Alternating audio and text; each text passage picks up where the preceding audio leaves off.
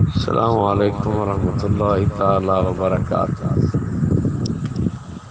پہلے تو 11ویں شریف کے متعلق میری گزارش ہے کہ جہاں شیخ عبدالحق محدث دہلوی رحمۃ اللہ علیہ نے 11 تاریخ لکھی ہے، وہاں اور بھی ایک تاریخ لکھی ہے۔ تو ایک قول وہ بھی کھڑا ہے کہ جو 11 کا نہیں ہے، ایک بات۔ دوسری بات یہ ہے کہ یہ جو انہوں نے پیش کیا ہے قول کہ شیخ 11 کو خیرات کرتے تھے، یہ کوئی مستند کتاب ہوتی تو چلو کوئی بات تھی، یہ بالکل مجہول سی کتاب ہے، یہ معروف عند العلماء ہے ہی نہیں۔ تیسری بات، 11 شریف اگر ایصال ثواب ہوتا تو پھر بھی اس پہ کچھ غور و فکر کرنے کی ضرورت باقی تھی، لیکن یہ تو ایصال ثواب ہے ہی نہیں۔ مولوی کے کہنے سے ہم ایصال ثواب اسے نہیں مانتے، مولوی تو خود اس کا کھانے پینے والا ہے، کرنے والا تو ہے نہیں۔ کرنے والے تو دیہاتی لوگ ہیں، دیہاتیوں سے آپ پوچھیں کہ یہ کیا چیز ہے تو وہ اس کا آپ کو بتائیں گے کہ جب آپ انہیں کہیں کہ یار آج نہ کرو کل کر لینا، چھوڑ دو، نہ کرو خیر ہے یار، وہ کہتے ہیں لے ہم کیوں نہ کریں، اگر نہیں کریں گے تو ہمارا نقصان ہو جائے گا،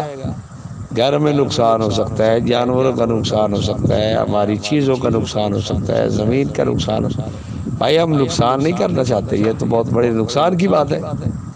اب آپ بتائیں کیا ایصال ثواب اسی طرح ہوتا ہے؟ کسی رشتہ دار کو آپ ایصال ثواب کرتے ہیں تو اس لیے کرتے ہیں کہ نہیں کریں گے تو وہ رشتہ دار آ کے ہمارا نقصان کر دے گا۔ یہ لوگوں کے ہاں، دیہاتیوں کے ہاں ایک سوچ ہے کہ ہم اگر 11 شریف نہیں کریں گے، دودھ کھیر نہیں دیں گے تو ہمارا نقصان ہو سکتا ہے۔ تو گزارش یہ ہے کہ جب یہ سوچ اور فکر ہو، اسے ایصال ثواب تو نہیں کہا جا سکتا، یہ تو خالصتاً ایک جرم ہے اور ایک ناجائز عمل ہے کہ آپ لوگ جو شان اللہ کی تھی وہ آپ نے حضرت شیخ کو دے دی۔ یہ ڈر اور یہ خوف تو ایک اللہ کی ذات سے ہونا چاہیے تھا، یہ تو ایک شرک کی سوچ بھی ہے۔ نمبر 4، یہ 11 شریف آج کل ایک چڑھاوے کی صورت بنی ہوئی ہے، جیسے ایک چڑھاوا چڑھایا جاتا ہے اور وہ سمجھتے ہیں لوگ ایک کھانا مقرر کر کے یا ایک جانور مقرر کر کے جیسے دربار پہ چڑھایا جاتا ہے، یہ اس قسم کا چڑھاوا لوگوں کے ہاں ہے تاکہ حضرت شیخ خوش ہو اور خوش ہو کے ہمیں کچھ کہیں نہیں، ہماری مرادیں برلائیں اور ما فوق الاسباب ہم سب کو مدد و نصرت سے نوازیں۔ تو یہ سوچ اور فکر تو ایک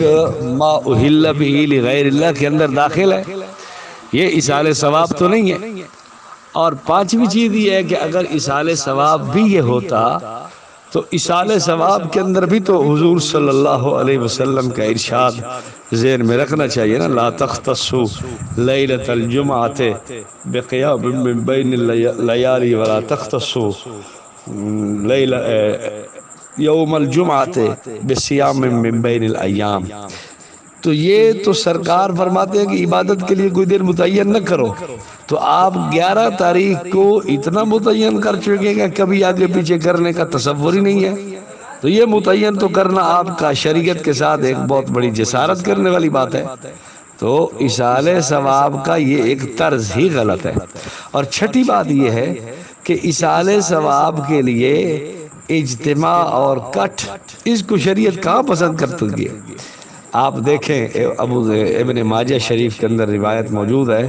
کنا نعد الاجتماع الی اہل المیت وصنعہم الطعام من النیاحہ،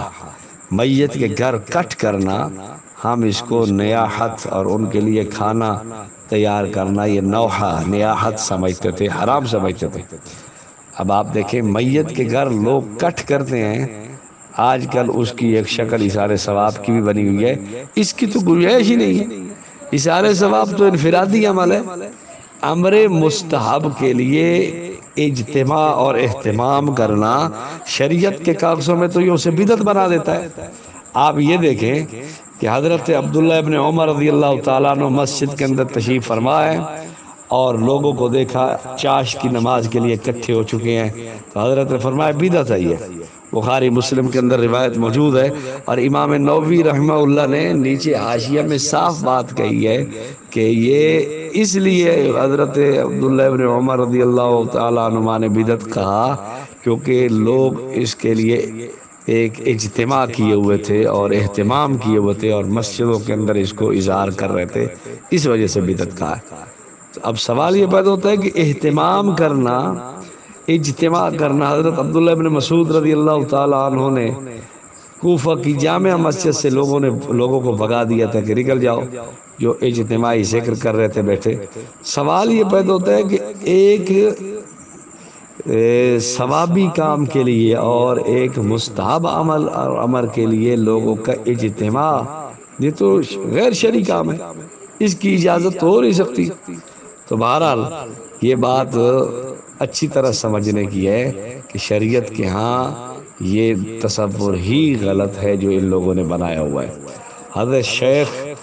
شیخ و شیخنا و شیوخنا اور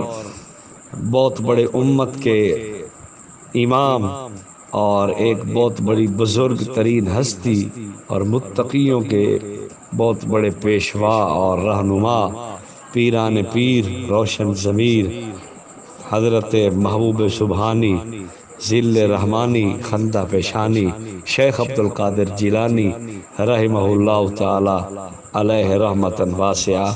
بہت بڑی شخصیت ہیں، اور ہم ان سے نسبت اور اپنے تعلق کو اور ان کی طرف اپنے آپ کو منسوب کرنے کو ایک بہت بڑی سعادت سمجھتے ہیں۔ لیکن اتنی بڑی شخصیت کے لیے ہم کہتے ہیں اس بات کو کہ ایسا نہ کرو کہ آپ کسی شریعت کے دامن سے باہر نکلنے کی کوشش کرو، کسی طرف سے بھی حضور صلی اللہ علیہ وسلم کی شریعت سے آپ باہر جانے کی کوشش نہ کریں۔ اتنی بڑی شخصیت کے سامنے بھی آپ رسوا ہوں گے کہ جب وہ بھی آپ کو اس بنیاد پر دھتکار کے ایک طرف کرنے کے تم نے شریعت کو چھوڑا، تو شریعت کے چھوڑنے کی وجہ سے میں بھی تمہارا کوئی کسی قسم کے ساتھ تعلق رکھنے والا نہیں ہوں، اور نہ ہی اللہ کے ہاں تمہاری صفات کے لیے میں تیار ہوں، تو پھر کیا بنے گا؟ اللہ ہم سب کو سمجھنے کی توفیق نصیب فرمائے۔